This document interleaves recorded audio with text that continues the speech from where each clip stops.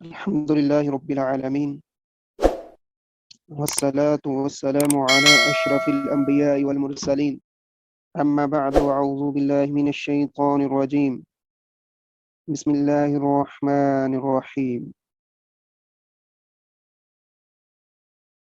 قد خسر الذين كذبوا بلقاء الله حتى إذا جاءتهم الساعة بغتة قالوا يا حسرتنا على ما فرطنا فيها وهم يحملون أوزارهم على ظهورهم ألا ساء ما يزرون. سورة الانعام 7واں پارہ، آیت نمبر 31۔ اللہ رب ذوالجلال فرماتے ہیں قد خسر الذین کذبوا بلقاء اللہ،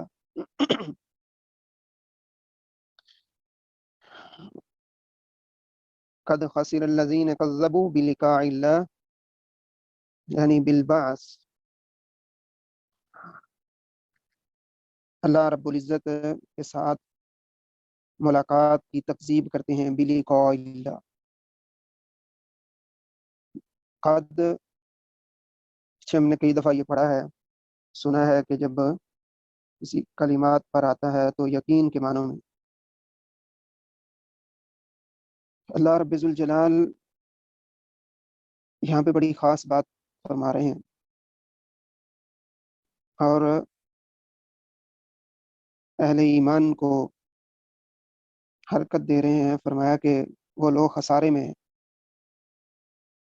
ان کا نقصان ہی نقصان ہے کہ جو کذبوا تکذیب کرتے ہیں بلقاء اللہ، اللہ رب العزت کی ملاقات، یعنی جھٹلاتے ہیں، یہ کہتے ہیں کہ اللہ کی ملاقات ہے ہی نہیں۔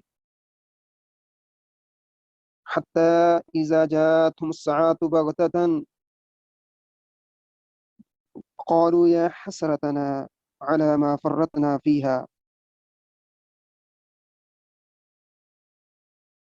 یہاں تک کہ حتی یہاں تک اذا جاءتهم الساعة، ساعة کا لفظ کئی معنوں میں استعمال ہوا ہے۔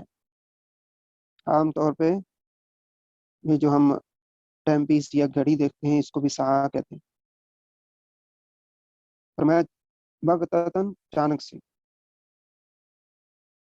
اچانک ایسا ہوتا ہے کہ وہ وقت آ جاتا ہے، انسان سوچتا ہے کہ میں نے مرنا ہی نہیں ہے، اللہ سے ملنا ہی نہیں ہے، تو پھر ایسا وقت آ جاتا ہے۔ اللہ فرماتے ہیں قالوا یا حسرتنا علی ما فرطنا فیہا، تو پھر کیا کہتے ہیں؟ یا حسرتنا، افسوس، علی ما فرطنا فیہا، کہ جو ہم سے کمی کمزوری ہو گئی، ہم سے کوتاہی ہو گئی، اس پہ ہمیں افسوس ہے۔ وَهُمْ يَحْمِلُونَ أَوْزَارَهُمْ عَلَى سَاءَ مَا يَزِرُونَ۔ اللہ رب العزت فرماتے ہیں وَهُمْ يَحْمِلُونَ أَوْزَارَهُمْ عَلَى ظُهُورِهِمْ، یحملون اٹھاتے ہیں، بوجھ کو اٹھانا کسی طرح سے بھی اس کو یحملون، حمل، یہ عورت بچے کو اٹھاتی ہے پیٹ میں تو اسے بھی حمل بولتے ہیں نا، یعنی اٹھانا۔ اوزارہم علی ظہورہم، ظہور ظہر سے یعنی کمر، پیچھے، پشت، یہاں تک کہ ان کے عمل نامے جو ہیں وہ ان کی پشتوں پہ رکھ دیے جاتے ہیں، لاد دیے جاتے ہیں۔ الا ساء ما یزرون، سا برا ہے، ما یزرون جو ان کی کمر پر رکھا جاتا ہے، یعنی لادا جاتا ہے یا ان پر کسی طرح سے بھی رکھا جاتا ہے۔ قد خسر الذین کذبوا بلقاء اللہ، اس آیت کی اگر تفصیل کرتا ہوں تو بہت طویل وقت چاہیے، بہت سی باتیں ہیں ذہن میں، لیکن انتہائی اختصار کے ساتھ یہ جو باتیں قرآن مجید کا ایک خاص مضمون ہے، اس پر جو باتیں بیان کروں گا اس کو ذہن میں رکھنا ہے، تاکہ آپ کو بار بار اگر ایسی بات سامنے آتی ہے تو یاد ہو، پتہ ہو. بلقاء اللہ، اللہ کے رسول صلی اللہ علیہ وسلم نے فرمایا کہ جو لوگ اللہ سے ملاقات کرنا چاہتے ہیں اللہ بھی ان سے ملاقات کرنا چاہتا ہے. یعنی اللہ کی ملاقات کو پسند کرتے ہیں تو اللہ رب العزت بھی ان سے ملاقات کو پسند کرتا ہے. موت سے ہر بندہ ہی ڈرتا ہے، لیکن موت انسان کے جوتے سے یا تسمے سے بھی زیادہ قریب. فرمایا موت کو یاد کیا کرو، موت شہوات کو، خواہشات کو توڑ دیتی ہے، ختم کر دیتی ہے. قبرستان میں جانے سے منع کیا، خاص کر کے عورتوں کا، لیکن بعد میں اللہ کے رسول صلی اللہ علیہ وسلم نے اجازت دی، اور میں صرف اس وجہ سے تاکہ موت یاد رہے. قبر کو پکا کرنا منع کیوں ہے؟ قبر کو پکا کرنا منع کیوں ہے؟ کون بتائے گا؟ جو ہے نا 5-7 وہ بھی جاگ کے بیٹھے، میں نے نام لینے شروع کر دینے اگر آپ نے سو گئے.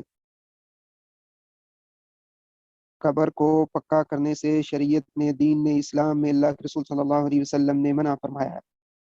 جیسے ہم نے کل حدیث سنی تھی کہ بخاری مسلم کی حدیث ہے، نبی علیہ الصلوۃ والسلام نے لعنت فرمائی، لعن اللہ الیہود والنصارى اتخذوا قبور انبیاء مساجدا. اللہ یہودیوں اور عیسائیوں پر لعنت کرے، ان ظالموں نے انبیاء علیہ الصلوۃ والسلام کی قبروں کو مسجدیں بنا لیا، سجدے کی جگہ بنا لی. جی کون بتائے گا کہ پکی قبر بنانے سے کیوں منع کیا گیا ہے؟ ساتھ ماشاءاللہ پڑھے لکھے ہیں سب لوگ جو سن رہے ہیں، یہ بات تو سنی ہوئی ہے نا ہم نے. پکی لوگ ویسے بناتے ہیں کہ وہ بعض قبریں وہ جو ہوتے ہیں ان کے جو اوپر وہ سلیپیں ڈالتے ہیں وہ لکڑی کی ہوتی ہیں، وہ ٹوٹ جاتی ہیں، تو اس لیے وہ پکا بناتے ہیں یا کیا؟ کیونکہ ان کو اسے شرک کا خدشہ ہے. نبی علیہ الصلوۃ والسلام نے فرمایا کہ ایک ایک قبر سے 70 مردے نکلیں گے، 70 لوگ نکلیں گے. جب پکی قبر بن جائے گی تو ایک ہی نکلے گا کہ زیادہ نکلیں گے؟ کچی قبر تھوڑا عرصہ رہے گی، شاید ایک ہی نسل دیکھے یا دوسری نسل دیکھے، لیکن جب پکی قبر بن جائے گی تو پھر وہاں پہ پکی قبر بنانے کے ساتھ ہی وہاں اس قبر کے اوپر ہم دیکھتے ہیں کہ ایک مکان بن جاتا ہے. مکان بننے کے ساتھ اس پر وہ چڑھاوے اور وہ سارے کام جو کہ منع ہے، شریعت نے جن چیزوں سے روکا ہے وہ شروع ہو جاتے ہیں. اس لیے پکی قبر بنانے سے ابتدائی طور پر ہی منع کر دیا، کیونکہ اس میں شرک کا اندیشہ ہے. صحابہ کرام نے حدیبیہ کے مقام پر جس درخت کے نیچے بیعت کی تھی اس درخت کو ببول کا درخت کہتے ہیں. مائک بند کر لیں. اس درخت کو ببول کا درخت کہتے ہیں. لوگوں نے کیا کیا کہ اس درخت کے نیچے آ کے کچھ دیر بیٹھنا شروع کر دیا.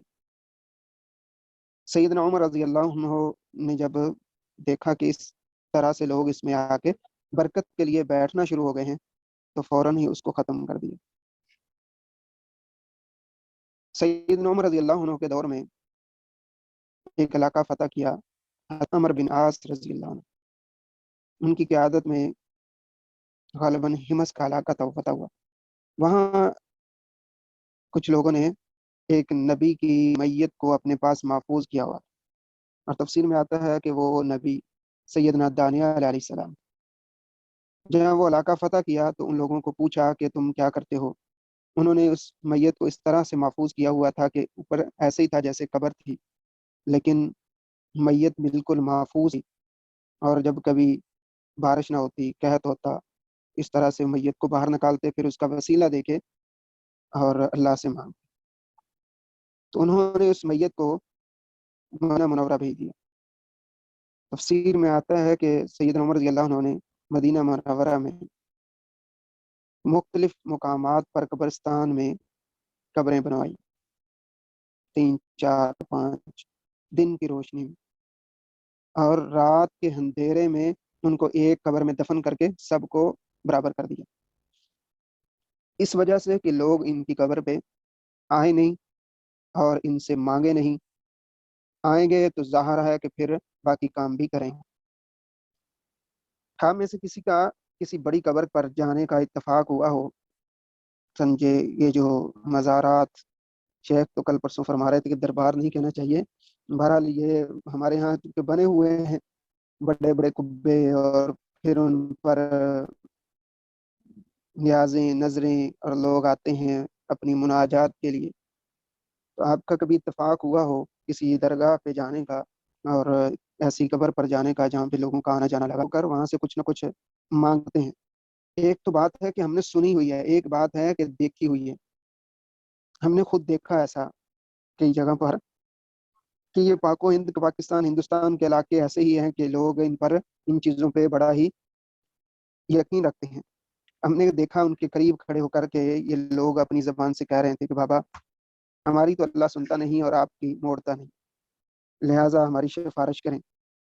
یعنی اس طرح سے جب پکی قبریں بنتی ہیں تو اوپر پھر وہ قبہ اور آگے چل کے پھر شرک شروع ہو جاتا ہے۔ پھر مسلسل ایسا ہوتا ہے کہ لوگ اس پر آتے رہتے ہیں اور مختلف قسم کے شرک اس پر کرتے ہیں، اور نظر نیاز اور اس طرح کی باتیں، اس طرح کے کام ہوتے ہیں۔ اصل میں قبر کو دیکھ کر کیا موت یاد آئے؟ جب ایسا میلہ وہاں پہ لگ جائے گا اور عید کا سما بن جائے گا تو کیا موت یاد آئے گی؟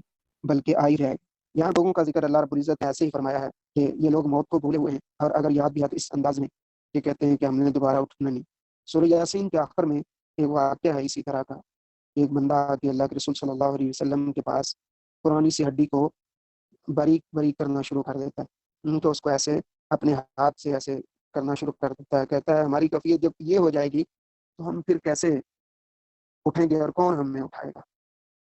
تو اللہ رب العزت نے فرمایا کہ اول حالت جو ہے، پہلی حالت جب تم کچھ بھی نہ تھے، ابھی تو کچھ ہو نہ، کچھ ڈھانچہ ہے، کچھ نقشہ ہے تمہارا، جب تھے ہی نہیں تو اس وقت رب نے بنا دیا تمہیں، اور اب تمہیں بنانا اس رب کے لیے کیا مشکل ہے۔ وما الحياة الدنيا إلا لعب ولهو وللدار الآخرة خير للذين يتقون أفلا تعقلون۔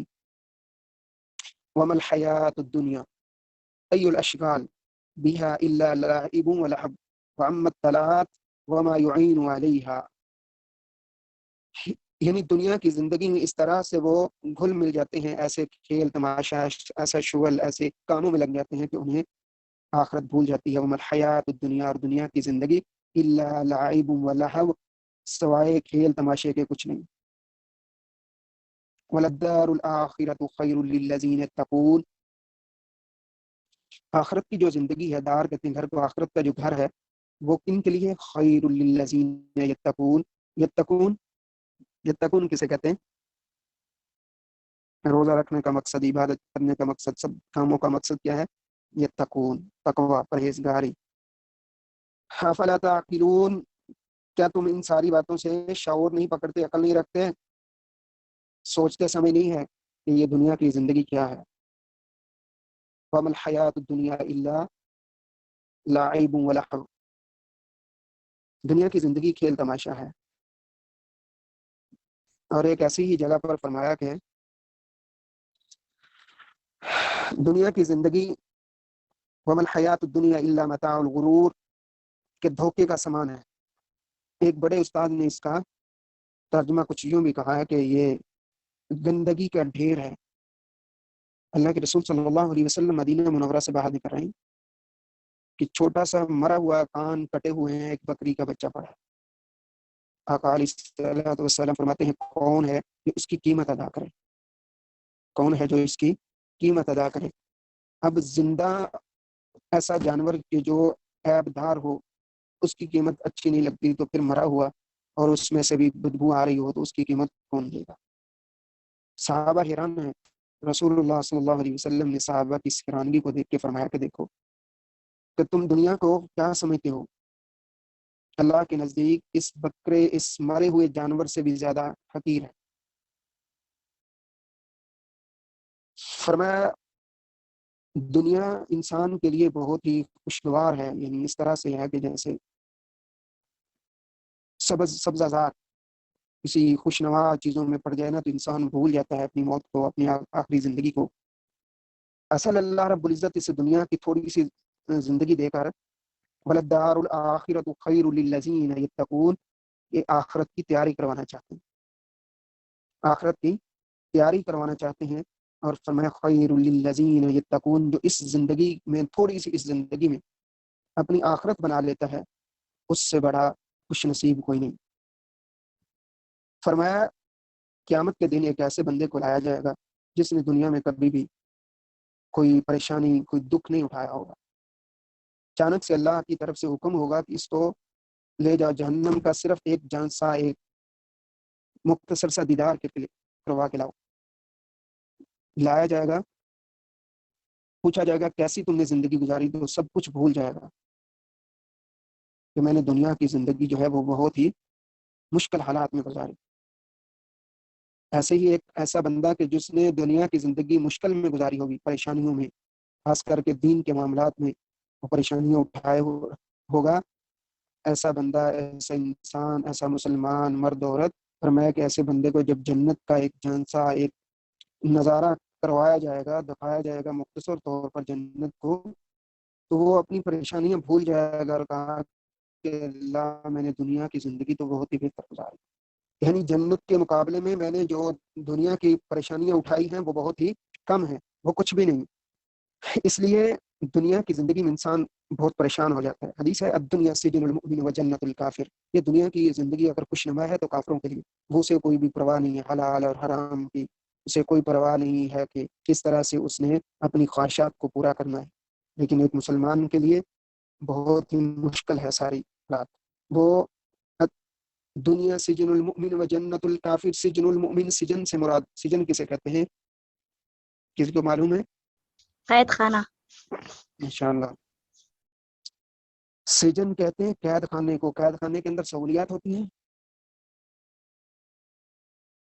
جب بندہ کسی قید میں ہوتا ہے تو اس میں سہولیات ہوتی ہیں، اس میں آرائش اور سہائشیں ہوتی ہیں، آج کل تو ویسے مل جاتی ہیں، جو بڑے لوگ ہیں ان کو سارا پروٹوکول جیلوں میں بھی ملتا ہے، سجین جیل قید خانہ، لیکن جیل کے اندر جو اصل زندگی ہے وہ ہے کہ ہر قسم کی آسائش سہولت اس سے چھین لی جائے۔ یہ دنیا کی زندگی بھی ایسے ہی ہے کہ جہاں پہ ہر طرح کی جو ہے وہ سہولیات کو ختم کر دیا جائے۔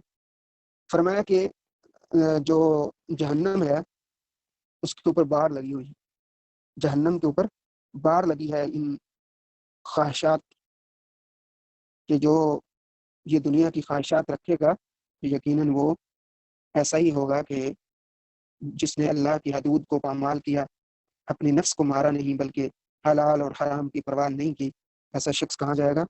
وہ جہنم اسے اپنے اندر کھینچ لے۔ قد نعلم انه لا يحزنك الذي يقولون فانهم لا يكذبونك ولكن الظالمين بآيات الله يجحدون۔ اللہ رب العزت فرماتے ہیں ہم خوب جانتے ہیں، قد يعلم، تحقیق ہمیں معلوم ہے، انه لا يحزنك الذين يقولون، کہ ان کے جو اقوال ہیں، ان کی باتیں آپ کو یحزن مغموم کرتی ہیں، پریشان کرتی ہیں، کیوں؟ لا یکذبونک، یہ آپ کو جھٹلا رہے ہیں۔ اللہ کے رسول صلی اللہ علیہ وسلم کو فرمایا جا رہا ہے، بلکہ ہر ایسے مسلمان کو، ہر ایسے مومن کے لیے یہ بات ہے، اس کو جب دعوت کے میدان میں دوسروں کی باتیں سننی پڑتی ہیں تو پھر وہ پریشان ہو جاتا ہے۔ انہ لیحزنک الذی، لوگوں کی باتیں اسے پریشان کرتی ہیں، یقولون فانہم لا یکذبون، کیونکہ لوگ جھٹلاتے ہیں، لوگ کہتے ہیں اچھا تم اپنا کام کرو یار، چھوڑو جنت کی باتیں، یہاں دنیا کی زندگی ہمیں اچھی ہے، دیکھ لیں گے اگلا جہان بھی، وہاں اللہ بڑا غفور رحیم ہے، معاف کر دے گا۔ یعنی نماز بھی نہیں پڑھتے، جھوٹ بھی بولتے ہیں، معاملات بھی خراب ہے دنیا کی زندگی میں، ہر طرح سے انہوں نے اپنا فائدہ سوچا ہوا ہے، ملاوٹ بھی کیے جا رہے ہیں، پھر اس کے باوجود وَلَٰكِنَّ الظَّالِمِينَ بِآيَاتِ اللَّهِ يَجْحَدُونَ، اللہ رب العزت کے ساتھ یہ ظالم اللہ کی آیات کا مذاق بھی کرتے ہیں، ان کا یجحدون یعنی مانتے ہی نہیں ہیں، انکار کر رہے ہیں۔ جہادہ، ان کو اسی بات کے اندر کوئی لگاؤ ہی نہیں ہے، کوشش ہی نہیں کرتے کہ وہ اللہ اس کے رسول کی بات کو مان لیں۔ ظالم سے مراد کیا ہے؟ ظالم کسے کہتے ہیں؟ یہ بات ہم نے کئی بار بتائی ہے، کون بتائے گا؟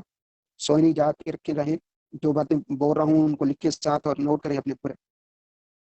ظالم کسے کہتے ہیں؟ ظالم ظلم کرنے والے کو کہتے ہیں۔ میں نے یہ 2-3 بار بات کی ہے، گناہ کرنے والے، اپنے آپ پر گناہ کرنا، غلطیاں کرنا، غلطی کرنا، گناہ کرنا۔ نہیں، یہاں سے مراد کیا ہے؟ قرآن میں ظالم کرنے والے، ظالم سے مراد ان الشرک لظلم عظیم، شرک کرتا ہے۔ شاباش، یہ بات میں نے کئی بار بتائی ہے کہ جو قرآن کے اندر لفظ آ رہا ہے ظالم، ان الشرک لظلم عظیم کے معنی میں ہے. ظلم کرنا، ظلم کے بہت سے معنی ہیں، ٹھیک ہے، لیکن قرآن مجید میں اکثر مقامات پر یہ جو ظلم ظالم کا لفظ ہے ضوا سے، جہاں پہ قرآن مجید سب کے سامنے ہے. کس کے پاس مصحف نہیں ہے؟ قرآن سامنے نہیں ہے. سچ بتاؤ ذرا مائک کھول کے، سچ بولنا ہی بہت مشکل ہے. ہاں جی ہے کرتا جی ہے ہمارے پاس. میرے پاس بھی جی انشاءاللہ. مصحف اپنے میرے پاس پاس نہیں رکھیں، ہے. سارے اپنے پاس قرآن مجید لازمی رکھا کریں، اور ساتھ کاغذ اور پینسل بھی استعمال کیا کریں، اس کو ساتھ لکھا کریں. وَلَكِنَّ الظَّالِمِينَ بِآيَاتِ اللَّهِ، اللہ کی باتوں کے ساتھ یہ ظالم ظلم کرتے ہیں، یعنی شرک کرتے ہیں، مانتے ہی نہیں ہیں. اکثر جو لوگ مشرک ہوتے ہیں وہی اللہ کی بات کو نہیں مانتے، انکار کرتے ہیں. اللہ رب العزت کی باتوں کا مذاق وہی لوگ کرتے ہیں جن کا یقین اللہ کی ذات پر نہیں ہوتا.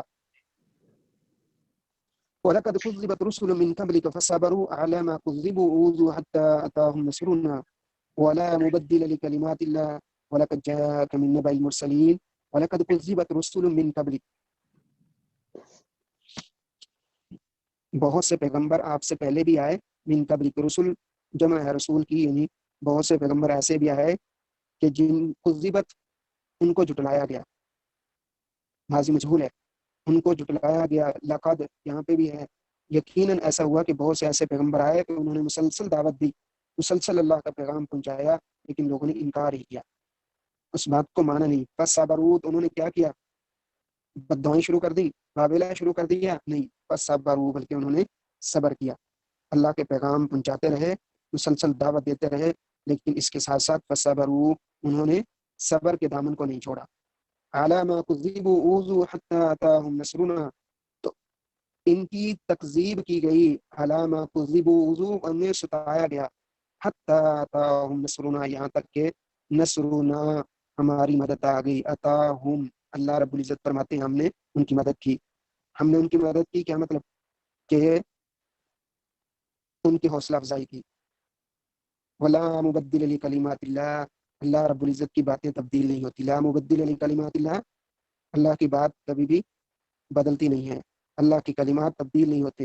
وَلَقَدْ جَاءَكَ مِن نَّبَإِ الْمُرْسَلِينَ، تو آپ کے پاس بھی بہت سے پیغمبروں کی خبریں، نبا خبر، مرسلین بہت سے رسولوں کی جو ہیں وہ خبریں آ چکی ہیں. حضرت نوح علیہ السلام نے کتنا عرصہ کو اپنی قوم کو دعوت دی؟ جی کون بتائے گا؟ 950 سال. 950 سال انہوں نے دعوت دی. اور اس امت کی عمر اوسطاً کتنی ہے؟ یعنی جو اس امت، یہ امت محمدیہ کی اوسطاً عمر کتنی ہے؟ کون بتائے گا؟ 60 سال 63 سال 60-70 سال کے درمیان اس امت کی عمر ہے. آپ کی عمر کتنی ہوگی ماشاءاللہ؟ جی 70 ہے ماشاء اللہ. ماشاءاللہ، اللہ برکت دے. اس امت کی عمر اوسطاً 60-70 سال ہے. آگے جو گزر جاتے ہیں وہ اس سے آگے جتنا بھی عمر گزرتی ہے سمجھو وہ اس کا، وہ کیا کہتے ہیں اس کے لیے، کیا ہے وہ عمر؟ اگر تو وہ خیر پہ ہے، یعنی اس کی نیکی پہ گزر رہی ہے، تو سمجھو بھی وہ بہت ہی بہترین ہے. لیکن ادھر کتنی عمر ہے؟ 950 سال، 50 کم. یہ ویسے دعوت کی عمر ہے، جو قرآن بتا رہا ہے نا، یہ دعوت کی عمر ہے، جو انہوں نے لوگوں کے دل و دماغ پر دستک دی، اللہ کے پیغام کو پہنچایا، اور 950 سال پہنچایا. 50 کم 1000 سال مسلسل دعوت دی، اور اس کے نتیجے میں چند لوگ مسلمان ہوئے. کتنے لوگ تقریباً مسلمان ہوئے؟ نبی صلی اللہ علیہ وسلم نے 13 سال مکہ میں جب گزارے ہیں، تو آپ نے جب پہلی ہجرت کا حکم دیا حبشہ کی طرف یا مدینہ کی طرف آپ گئے ہیں، تو اس وقت کتنے لوگ مسلمان ہوئے؟ 80 لوگ. کتنے لوگ؟ 80 لاکھ. 80 لوگ مسلمان ہوئے. اور یہی تقریباً سیدنا نوح علیہ السلام کی قوم کے لوگ مسلمان ہوئے. سکے بیٹے نے بھی انکار کر دیا. 950 سال کی دعوت دی تو کتنے لوگ مسلمان ہوئے؟ تقریباً 80 لوگ، 80 مرد عورتیں مسلمان ہوئے. یہ انبیاء علیہ السلام کی مسلسل دعوت تھی. تو اللہ رب العزت فرماتے ہیں کہ آپ پریشان نہ ہوں، دعوت کے میدان میں، اللہ کے پیغام کو پہنچانے میں کسی طرح سے بھی آپ کو پریشان نہیں ہونا. وَإِن كَانَ كَبُرَ عَلَيْكَ إِعْرَاضُهُمْ، فإن استطعت أن تبتغي نفقا في الأرض أو سلما في السماء فتأتيهم بآية ولو شاء الله لجمعهم على الهدى فلا تكونن من الجاهلين. یہاں پہ بہت بڑی بات کہہ دی ہے. ہم تو صرف اپنے گھر کی حد تک ہے نا پریشان ہو جاتے ہیں، بعض دفعہ بچہ بات نہیں مانتا، ہم اسے دین کی طرف لانا چاہتے ہیں، یا کوئی بڑے کو کہتے ہیں تو وہ آگے سے کوئی جواب دے دیتا ہے تو پھر ہمارا منہ بن جاتا ہے، لو جی میں نے اسے یہ بات کہی تو کتنے دن اس سے بولتے ہی نہیں. ویسے زیادہ سے زیادہ کسی سے بولنا کتنے دن تک ہمیں اجازت ہے؟ کسی سے بول چال بند ہو جائے 3 3 دن دن تک. 3 دن سے اگر 3 دن سے زیادہ ہو جائے تو عمل نامہ بھی نہیں چلتا. ہم کتنا عرصہ اپنے بہن بھائیوں سے بول چال ہی نہیں رکھتے. السلام. وَإِن كَانَ كَبُرَ عَلَيْكَ إِعْرَاضُهُمْ فَإِنِ اسْتَطَعْتَ أَن تَبْتَغِيَ، اور کریں لفظوں پر قرآن ہمیں جگا رہا ہے، بیدار کر رہا ہے اور بار بار سمجھا رہا ہے. اور یہ قرآن آیا کس پر ہے، نازل کس پر ہوا ہے؟ اللہ کے رسول صلی اللہ علیہ وسلم پر. اور ہم پڑھ رہے ہیں تو ہمارے ساتھ یہ گفتگو کر رہا ہے، باتیں کر رہا ہے اور ہمیں سمجھا رہا ہے کہ اگر تم نے دعوت دینی ہے، اس میدان کے اندر اترنا ہے، تم نے زندگی گزارنی ہے اپنے معاشرے کے اندر، اپنے گھر میں، تو کس طرح سے گزارنی ہے. فرمایا کہ وَإِن كَانَ كَبُرَ عَلَيْكَ إِعْرَاضُهُمْ، اعراض کسی سے منہ پھیر لینا. اگر آپ کو یہ بہت کبرا، بہت بھاری لگے، بہت بڑا لگے، برا لگے کسی کو، یعنی اس کا منہ پھیر لینا، آپ کی بات کو نہ تسلیم کرنا، فَإِنِ اسْتَطَعْتَ أَن تَبْتَغِيَ نَفَقًا فِي الْأَرْضِ. نفق کو کہتے ہیں عربی کے اندر سرنگ کو، کسی ایسی جگہ کو جہاں پہ زمین کے اندر یعنی ایسے راستہ بنایا جائے کہ اگلی طرف نکل جائے. پہاڑوں کے اندر عام طور پر یہ راستے بنے ہوتے ہیں، اسے نفق کہتے ہیں عربی کے اندر، اور ہماری زبان میں اردو میں سرنگ کے بولتے ہیں. فی الارض، زمین میں آپ کی اگر استطاعت طاقت ہے تب تک یہ کہ آپ زمین کے اندر تلاش کریں کوئی ایسی سرنگ، او سلمن فی السماء فتأتیہم بآیہ، یا آسمان کی طرف کوئی سیڑھی لگی ہو. سلمن، سلم کہتے ہیں، سلم یہ الفاظ ایک ایسی سیڑھی کے لیے بولا جاتا ہے عام طور پر عربی کے اندر. السماء یعنی جو آسمان کی طرف جائے، فتأتیہم بآیہ، تو کوئی ایسا معجزہ ہو جائے، ایسی کوئی بات ہو جائے کہ آپ ان کو دعوت دیں اور وہ دعوت فوراً قبول کر لیں.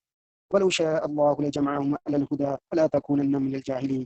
لہٰذا اللہ رب العزت فرماتے ہیں کہ اگر اللہ رب العزت چاہے، وَلَوْ شَاءَ اللَّهُ، اگر اللہ چاہے، لَجَمَعَهُمْ عَلَى الْهُدَىٰ، تو ایسا جمع کر سکتا ہے ہدایت پر، سب کو جمع کر سکتا ہے، اللہ کے لیے کوئی مشکل نہیں ہے. لیکن فلا تکونن من الجاہلین، آپ ایسے نادان نہ بنیں، آپ کا کام تو یہ ہے کہ آپ دعوت دیں. اب اللہ کے رسول صلی اللہ علیہ وسلم کی بھی یہ چاہت تھی کہ مکہ کے اندر آپ کے اکثر رشتہ دار تھے، ایک دوسرے کے ساتھ تقریباً سب رشتہ داری بنتی تھی، لیکن اس کے باوجود وہ لوگ مان نہیں رہے. طائف کے اندر آپ نے پتھر کھائے ہیں، بہت ہی برا وقت تھا، بہت ہی مشکل ترین حالات تھے. سیدہ عائشہ رضی اللہ عنہ نے پوچھا اللہ کے رسول صلی اللہ علیہ وسلم، آپ نے جو دعوت کے میدان میں کام کیا ہے اس میں آپ پر سب سے مشکل گھڑی کون سی تھی، مشکل وقت کون سا تھا؟ فرمایا جب میں طائف میں گیا تو اس وقت کے حالات بہت ہی مشکل تھے، اس قدر مشکل تھے کہ اوباش قسم کے لوگ پتھر روڑے مار رہے تھے. اللہ کے رسول صلی اللہ علیہ وسلم آگے چل رہے تھے اور وہ آپ کو دوڑنے کے لیے کہہ رہے تھے، یہاں تک کہ آپ جب گر پڑتے ان پتھروں کی یعنی کہ سلاد سے، ان پتھروں کی وجہ سے، تو پھر بے ہوش ہو جاتے، وہ پیچھے ہٹ جاتے، تو پھر جب آپ کو ہوش آتا پھر کھڑے ہو جاتے تو پھر وہ پتھر مار، یعنی آپ کو پورا جسم لہو لہان ہو گیا. ان تک کہ جب آپ بستی سے باہر نکل آئے تو 2 فرشتے جو ہیں جو آسمان سے اترے، اور وہ طائف کی جو بستی ہے ان کے دائیں بائیں وہ پہاڑ ہیں 2، تو ایک کا نام ابو قمیص ہے اور دوسرے کا کان، ان پہاڑوں کے اوپر آ گئے اور کہا کہ اللہ کے رسول صلی اللہ علیہ وسلم آپ فرمائیں، آپ کو اتنی زیادہ تکلیف دی ان لوگوں نے، ظالموں نے، تو آپ کہیں تو ان 2 پہاڑوں کو آپس میں ملا کر اسے اس بستی والوں کو ختم کر دیا. اس قدر شدت تھی ان لوگوں کی یعنی ظلم اور زیادتی کی کہ انتہائی آپ پریشان تھے ایسے حالات میں کہ آپ پر پتھر برسا رہے تھے مسلسل، اور آپ مسلسل بے ہوش ہو کے جب ہوش آتا تو پھر کھڑے ہو جاتے، لیکن ان لوگوں کی طرف سے ظلم میں کوئی بھی کمی نہ تھی. تو ایسے حالات میں اللہ کے رسول صلی اللہ علیہ وسلم پر جب فرشتے آتے ہیں تو آپ خاموش ہو جاتی.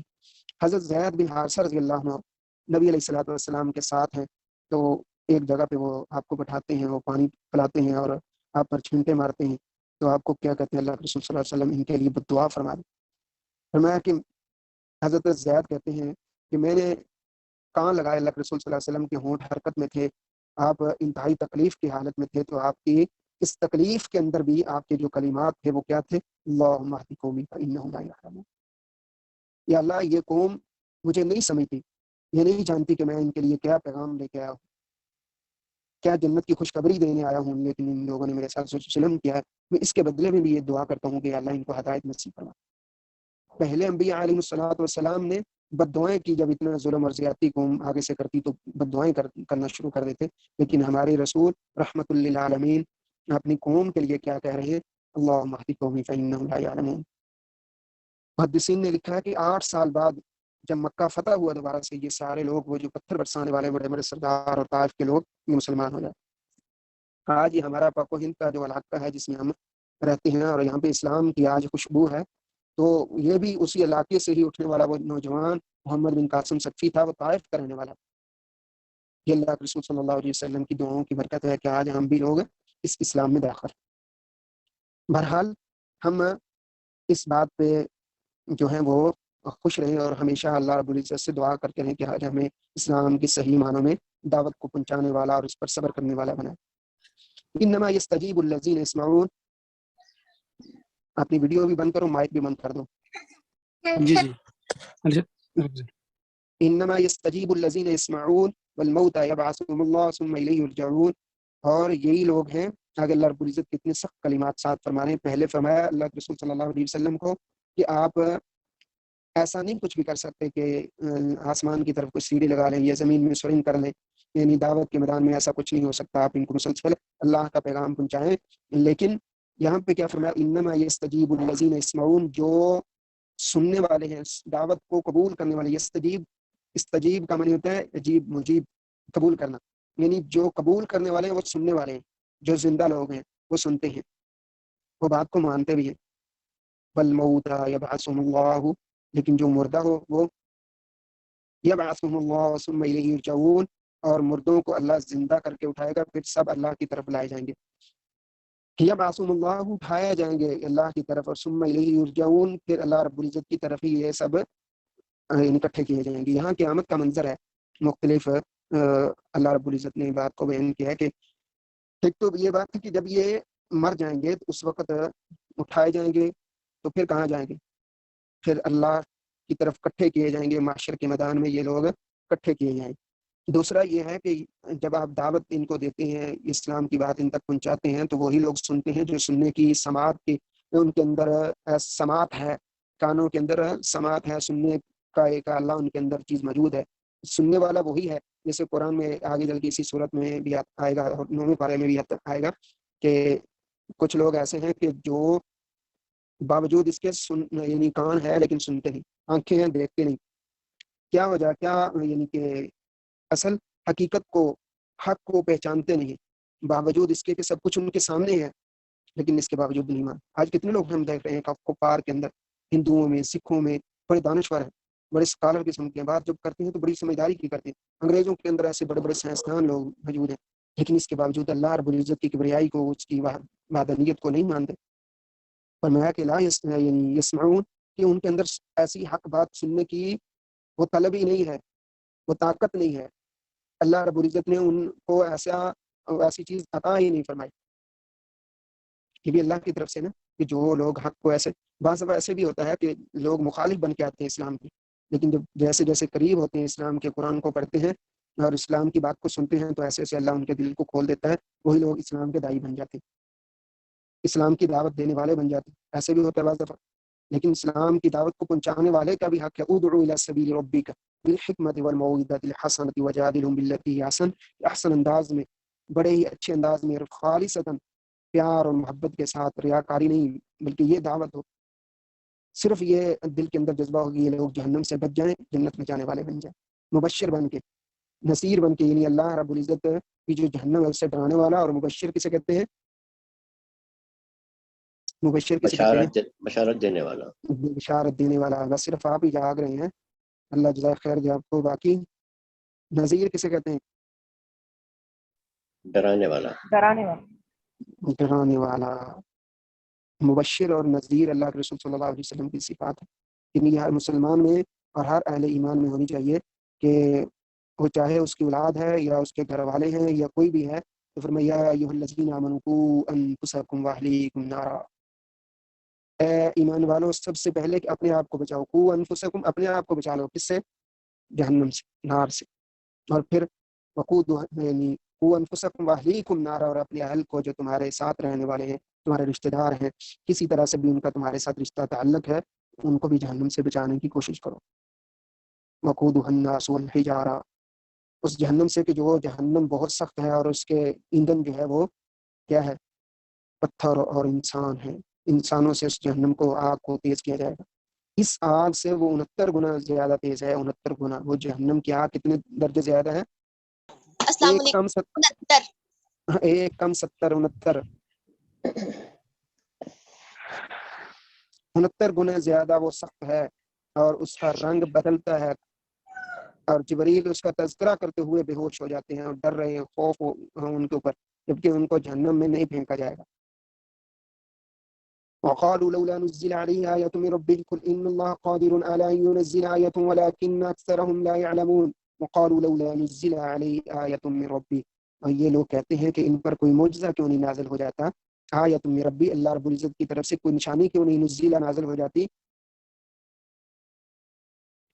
قل ان اللہ قادر علی ان ينزل آیة ولكن أكثرهم لا يعلمون، فرما دیں کہ اگر اللہ رب العزت اس چیز پہ قادر ہے، قادر ہے علی ان ينزل آیۃ، کہ تم پر کوئی معجزہ، کوئی آیت، کوئی نشانی، کوئی ایسی چیز نازل کر دے کہ تم اس کو آنکھوں سے دیکھ لو، ولكن أكثرهم لا يعلمون، لیکن اس بات کا تمہیں علم نہیں ہے، شعور نہیں، ادراک نہیں ہے۔ علم کے معنی کیا ہے؟ ہاں مسفرہ، جاننے والا، جاننے والا، شاباش۔ علم کا معنی ہوتا ہے جاننے والا۔ اکثر لوگ جان کر یعنی کوشش کرتے ہیں کہ ہمارے سامنے یہ ہو جائے، لیکن اس بات کا انکار کر دینا پھر زیادہ گناہ ہے۔ یعنی علم ہونے کے باوجود اگر عمل نہیں ہوگا تو وہ زیادہ ثواب ہوگا یا گناہ؟ علم ہونے گناہ، کے باوجود اگر نہیں مانیں گے تو پھر کیا ہوگا؟ گناہ ہوگا، گناہ ہوگا۔ اب دیکھیں ذرا، یہاں پہ اللہ کے رسول صلی اللہ علیہ وسلم سے مکہ کے لوگ کہتے ہیں کہ سامنے والا پہاڑ جو ہے وہ اس کو سونے کا بنا دو، آپ اللہ سے دعا کرو یہ سونے کا بن جائے، ہم سب لوگ مسلمان ہو جائیں۔ اب اللہ کے رسول صلی اللہ علیہ وسلم چاہتے ہیں کہ یہ لوگ مسلمان ہو جائیں، اللہ سے دیکھ بھی رہیں گے اللہ ایسا کر دے۔ اللہ کیا فرماتے ہیں؟ قل ان اللہ قادر، اللہ اس چیز پر قدرت رکھتا ہے یہ سونے کا بن جائے، یا جو بھی یہ کہتے ہیں ہو جائے، لیکن حالانکہ ينزل آیت، اگر اللہ رب العزت کی نشانی ظاہر ہو جاتی ہے تو پھر ان میں سے کوئی نہیں بچے گا اگر یہ لوگ مسلمان نہیں ہوتے۔ بعض دفعہ ایسے بھی ہوتا ہے کچھ بندے کو اللہ سزا دیتے ہیں کہ اگر باوجود اس کے کہ وہ اللہ کی بات کو اپنی آنکھوں سے دیکھ لیتا ہے، اس کے سامنے وہ معجزہ رونما ہو جاتا ہے، ایسا کچھ ہو جاتا ہے جو وہ کہتا ہے ہو جاتا ہے، لیکن نہیں مانتے ہیں تو پھر اللہ کی طرف سے سزا بھی ہوتی ہے۔ وَمَا مِن دَابَّةٍ، اس آیت کو غور سے سنیں تاکہ ہمارا ایمان مضبوط ہو جائے، ہم جن چیزوں پر توکل بھروسہ کرتے ہیں وہ ہمارے ذہنوں کے اندر پختہ ہیں، ہم ان کو ذرا دیکھیں۔ وَمَا مِن دَابَّةٍ فِي الْأَرْضِ وَلَا طَائِرٍ يَطِيرُ بِجَنَاحَيْهِ إِلَّا أُمَمٌ أَمْثَالُكُمْ مَا فَرَّطْنَا فِي الْكِتَابِ مِنْ شَيْءٍ ثُمَّ إِلَى رَبِّهِمْ يُحْشَرُونَ۔ فرمایا وَمَا مِن دَابَّةٍ فِي الْأَرْضِ، زمین کے اوپر جتنے بھی جاندار ہیں، چپائے ہیں، جاندار ہیں، انسان ہیں، چرند پرند، ولا طائر یطیر، یعنی جو چرند پرند طائر، یہ جو اڑنے والے ہیں پرندے ان کو کہتے ہیں طائر، طائر یطیر بجناحیہ الا امم امثالکم، تو سب کے سب اللہ رب العزت ان سب کی امت یعنی کیا نام ہے یہ جوڑے ہیں، اللہ رب العزت کو معلوم ہے۔ ان کی جو مثال بیان کی جاتی ہے، اللہ رب العزت فرماتے ہیں ان کی جو قسمیں ہیں، ما فرطنا فی الکتاب من شیء، ما فرطنا فی الکتاب، اللہ رب العزت نے اپنی کتاب کے اندر دفتر میں ایسی کوئی چیز چھوڑی نہیں ہے جو لکھی نہیں ہو۔ ثم الی ربہم یحشرون، لیکن سب کو اپنے ہاں اکٹھا کرے گا، ان کو جمع کرے گا۔ ما فرطنا، یصرفنا بھی معنی کیا، یعنی کہ ایسا کوئی بھی چیز جو دنیا کے اندر موجود ہو لیکن اس کا اللہ کے ہاں لکھا نہ ہو، ایسی بات نہیں۔ یہاں پہ دو تین چیزیں بڑی غور طلب ہیں، وہ کیا ہے کہ جو جانور آپس میں ایک دوسرے پر ظلم زیادتی کرتے ہیں تو ان کا کیا بنے گا؟ اللہ کے رسول صلی اللہ علیہ وسلم نے فرمایا کہ ان قیامت کے دن ان کو اللہ کے ہاں پیش ہونا ہوگا، ساری کائنات اللہ کے ہاں پیش ہوگی، لیکن جنت میں جانے والے کون ہیں، یعنی جنت میں یا جہنم میں کن کو ڈالا جائے گا؟ تو یہ فیصلہ ہو گیا کہ وہ بھی نہیں جائے گی، صرف کون جائیں گے؟ انسان اور جن۔ انسان اور جنوں کو اللہ رب العزت نے جنت اور جہنم کے لیے پیدا کیا ہے۔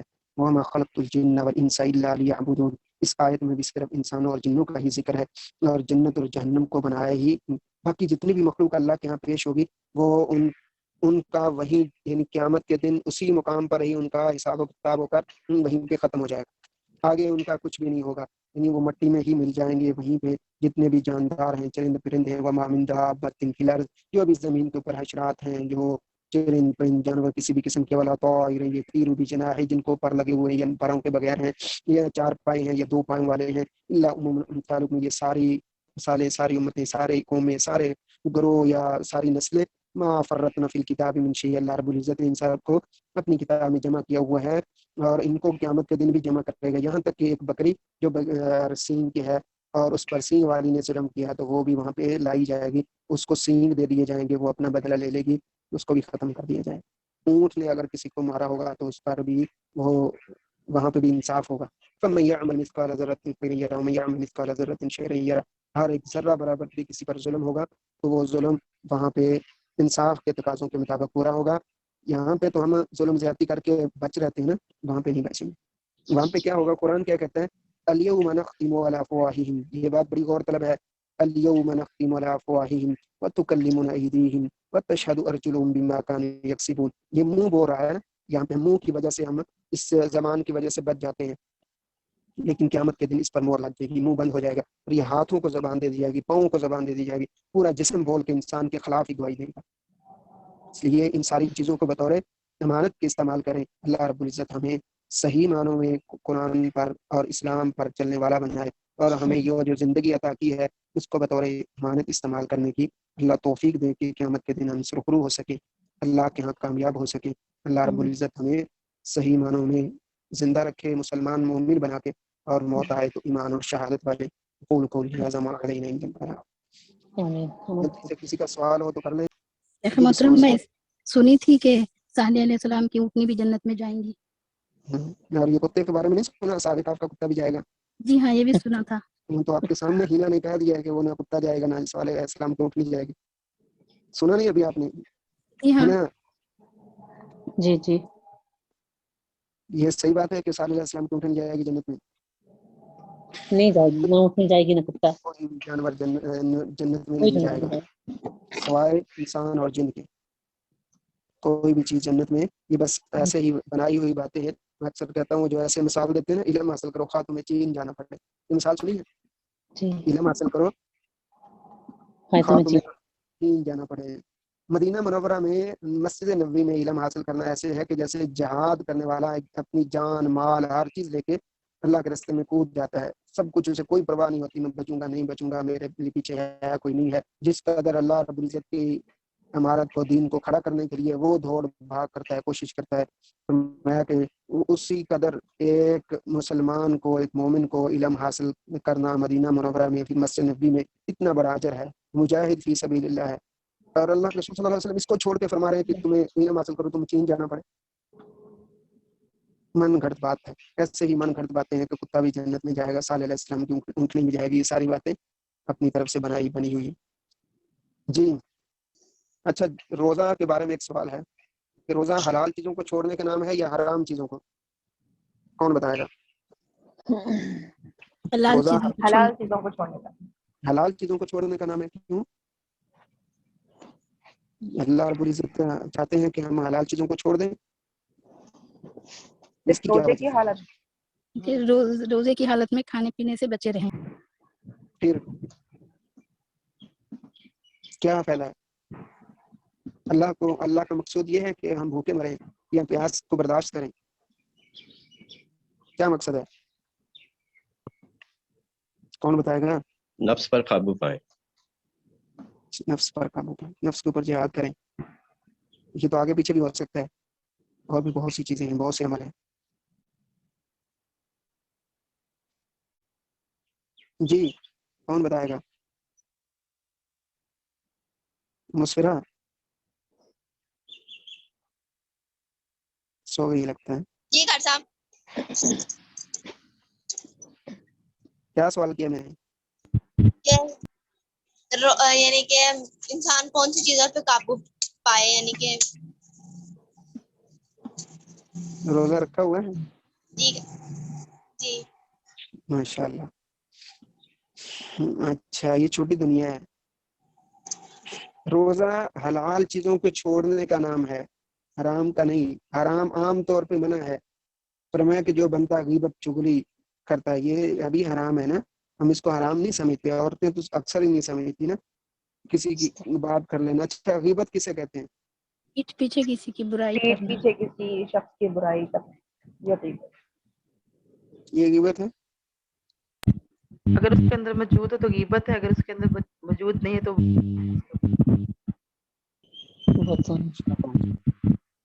دیکھیں کسی کی غیبت کرنا, کسی کے بارے میں کچھ ایسے الزامات لگانا, ایسی باتیں کرنا کہ یہ فلاں ایسے فلاں ایسے, ہم تو یہ زبان کا چسکا سمجھتے ہیں نا. بعض گناہ ایسے کرتے ہیں کہ جن کے بارے میں ہمیں پتہ ہے لیکن وہ کرتے ہیں اپنے چسکے کے لیے, اپنے وقت گزاری کے لیے, اپنے ٹائم پاس کرنے کے لیے ایسا کرتے ہیں, جبکہ ایسا کرنے سے ہمارا روزہ باطل ہو جاتا ہے, اس کا ہمیں کچھ فائدہ نہیں. اس لیے روزے میں خاص کر کے غیبت چغلی سے بچنا چاہیے. اگر اس کسی کے اندر کوئی عیب موجود ہے تو فرمایا پھر ہی غیبت ہے, اگر نہیں ہے تو بہتان ہے. بہتان بھی بہت بڑا. اگر کسی کو لڑانے کی بات کرتے ہیں, کسی کو ایسی بات کرتے ہیں کہ جو یعنی کہ چغلی کے معنی میں آتی ہے, تو یہ نمیمہ بھی بولتے ہیں, اسے قطعاتن بھی کہتے ہیں, اور یہ بھی بہت بڑا جرم ہے. اللہ رب العزت ہمیں اس سے محفوظ فرمائے. اور ایسی تمام چیزوں سے اگر ہم گالی دیتے ہیں, جھوٹ بولتے ہیں یا غیبت چغلی کرتے ہیں, یہ حرام کے کام ہے. ٹھیک ہے, عام طور پہ بھی منع ہے, لیکن جب روزے کی حالت میں ہو تو بالاولا منع ہے. روزہ جو ہے وہ یؤثرون علی انفسہم ولو کان بہم خصاصہ. شاہ جی, یؤثرون علی انفسہم ولو کان بہم خصاصہ, روزے کا مقصد یہ ہے کہ اپنی بھوک کو برداشت کرتے ہوئے کسی کو بھوک کو برداشت دیکھنا, اس کو سمجھنا, اپنی پیاس کی شدت کو برداشت کرتے ہوئے کسی کی پیاس کو دیکھنا کہ اس کسی کو اگر پیاس لگی ہو پیاسے کو تو ہم اس کو پانی پلائیں, یعنی ہمدردی کے معنی میں ہے. دوسروں کے لیے خدمت خلق کا جذبہ رکھنا, اس معنی میں بھی اللہ رب العزت کا ایک خاص یہ پیریڈ ہے کہ انسان دیکھے کہ میں اگر بھوک اور پیاسا ہوں تو مجھے ان چیزوں کا احساس ہے. تو اگر کوئی بھوکا اور پیاسا ہو تو ان تک کھانا پانی پلانا, یہ اللہ کے رسول صلی اللہ علیہ وسلم کی سنت والے عمل ہیں جو آج ہم نہیں کر رہے. بھوک, شام کو افطاری کا وقت ہوتا ہے نا, بہت سی نعمتیں ہمارے پاس ہیں لیکن ہم سوچتے ہی نہیں ہے کہ جس کے پاس نہیں ہے تو اس کو اس تک بھی پہنچائیں, اس کا دسترخوان بھی خالی نہیں ہونا چاہیے نا. ثم لتسألن یومئذ عن النعیم, قیامت کے دن ان ساری نعمتوں کے بارے میں سوال ہوگا جو ہم طرح طرح کی نعمتیں اپنے دسترخوان پہ سجا لیتے ہیں افطاری کے وقت. صحیح بخاری میں آتا ہے, آخری بات غور سے سننے والی ہے, اللہ ہم سب کو عمل کی توفیق دے. آمین. صحابی ہیں حضرت اشرا مبشرہ حضرت عبد الرحمن بن عوف رضی اللہ عنہ, بہت بڑا مقام ہے. کئی ایک بار اللہ کے رسول صلی اللہ علیہ وسلم کی زبان مبارک سے جنت کی بشارت ہے. افطاری کا ٹائم ہے اور کئی ایک نعمتیں سامنے ہیں. بیٹا ابراہیم بھی پاس بیٹھا ہوا ہے. اچانک سے نعمتوں کو دیکھ کر رونا شروع کر دیا, آنکھوں میں آنسو ہیں, اور کیا کہہ رہے ہیں کہ کہیں ایسا تو نہیں ہے کہ جو ہم عمل کر رہے ہیں اسی کے بدلے اللہ ہمیں دنیا کے اندر ہی لوٹا کے دے رہا ہے. یہ بات کہتے بار بار کہہ رہے ہیں آپ سے اور رو رہے ہیں, پریشان ہیں. اور بالکل افطاری کا ٹائم ہو گیا تو بیٹا کہتا ہے ابو افطاری کا ٹائم ہو گیا, افطاری کر لیں, پریشان نہ ہوں, اللہ آپ سے آسانیوں والے معاملے کرے گا. فرمایا کہ نہیں, ان ساری چیزوں کو اٹھا کے غربا مساکین میں تقسیم کر دو, خود پانی سے روزہ افطار کر لیں. سب سے بڑی بات جو روزہ ہمیں سکھاتا ہے وہ یہ ہے کہ اپنا احتساب کرنا.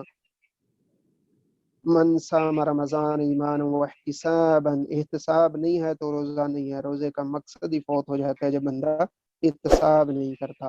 اللہ ہمیں احتساب کی توفیق دے. سبحانک اللہم و بحمدک, اشہد ان لا الہ الا انت, استغفرک و اتوب الیک. السلام علیکم و رحمۃ اللہ وبرکاتہ.